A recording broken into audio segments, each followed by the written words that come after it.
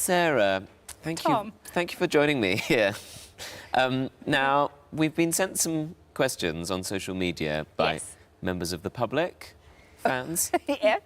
Nice people, yeah. Yeah, well, we don't know if they're nice, but they have sent us they have sent us some questions for you. Are you prepared to answer these? Yeah. I mean, am I allowed like one? No, I'm not answering that. Am I allowed like a joker? Yeah, okay, yeah, Okay, one thanks, pass. thanks. Yeah. And are these off social media, are they? They're off the social medias, yeah. The social medias.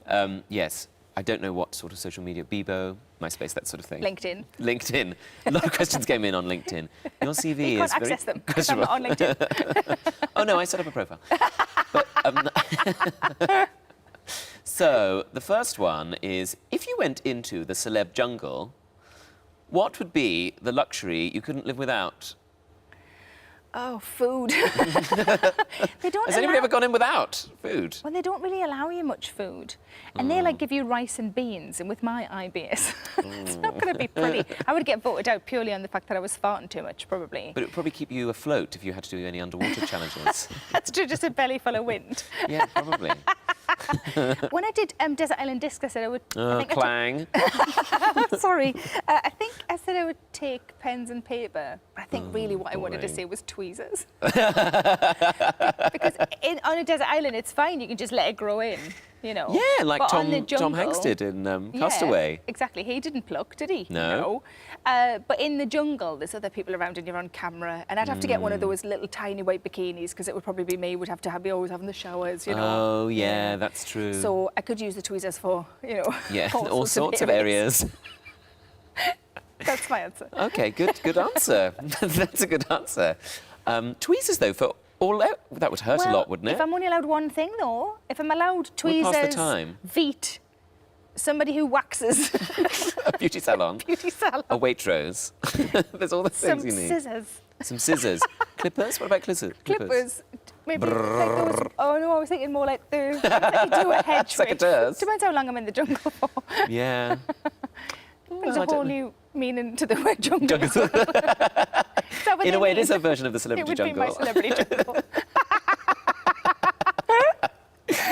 Well, I hope that answered the question for whoever sent that in. This is the next question. What's your biggest fear about being on stage? Oh, farting. Always farting. It's always like, Hang on. That did happen once. It's happened more than once. Really? But like somewhere like here's fine because there's an orchestra pit. So there's a bit of distance between you and the audience. Oh, but yeah. when, say like the Stand in Edinburgh, the first time I did that, they're literally there, aren't they? Like they're closer than you are now to me. Yeah. And they're so close. And I did think if I let one go and somebody shouts, "You stink!" and I'll be like, "I'm doing well with my jokes." They're like, no, actually, you actually stink. I think that's what I worry about.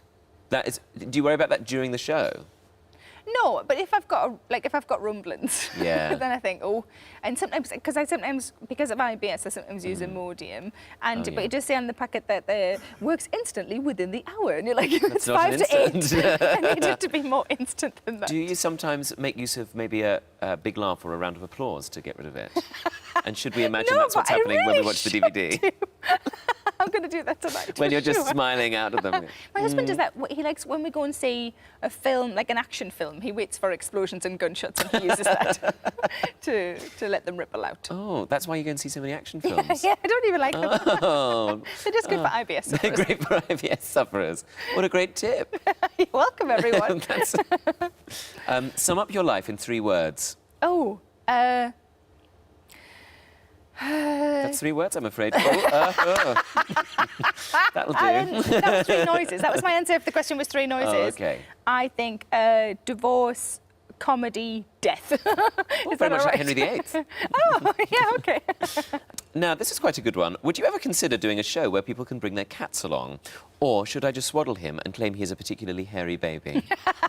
I think the latter for sure. I don't think you could do that because then I would have to bring my cat, and while one is lovely, one can be a bit of a dick. So, and they'd be just walking around the stage, and when like Brody would just be scratching my legs, and I'd eventually they'd just be bone and shoes, blood everywhere, just glittery shoes and bone. But some people have nice cats, and we've got one. I've never met one. You're not a catty person, then, were you? No, Well, I am in person. I think she should just bring him. Maybe in a papoose. I just like saying the word. Oh, yeah. In a papoose. Oh, yeah, that would... How do you say that in your accent? Papoose. That's not how you put a Z on. Papoose. Papoose. Papoose. How would you say it in yours? Papoose. Papoose? Oh, no, don't start doing your Geordie accent again. It's so awful. So offensive.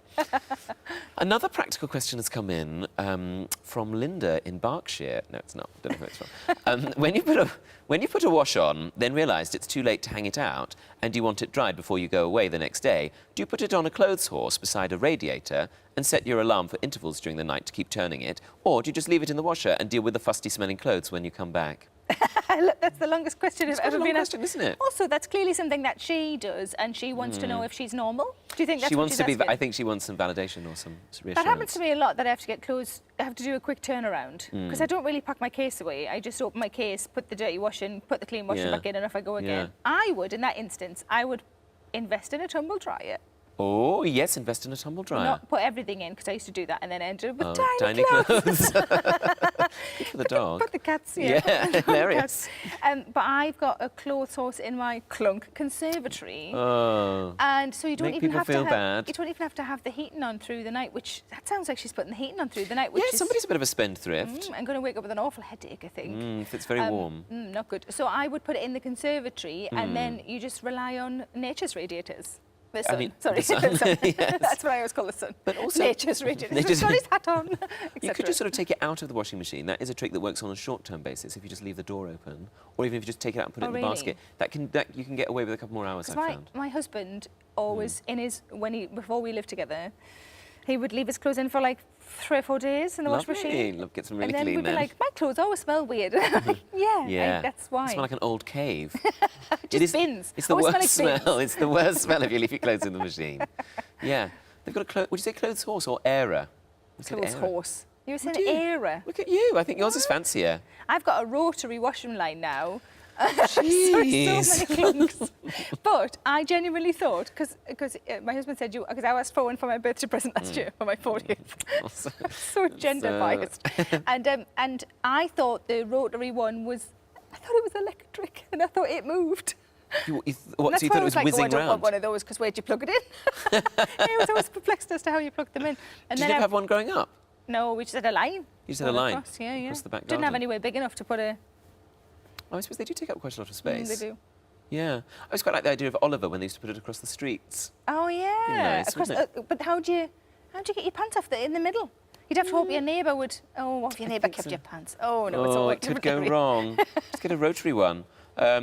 But not one of those electric ones. Not one of those electric ones. Can you imagine how much that would cost as well? Just constantly going around. Like a fairground ride. Like a really shit fairground ride. But it would be a better use of energy, like windmills, like those...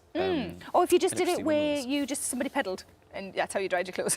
Oh, yeah. Now it's changing. Again, Bang, bang, isn't it? Yeah, it is a bit chitty bang bang. Or another indication into how many people you employ now. You could just one of pay the someone staff to pedal the bike to dry my clothes. Could you pedal the bike again, please? Thanks for watching. You know what would be great is if you liked and subscribed. I'm so needy, I'm so sorry. And why not come and see me live? And the tickets are available at sarahmillican.co.uk. Put the kettle on and settle in.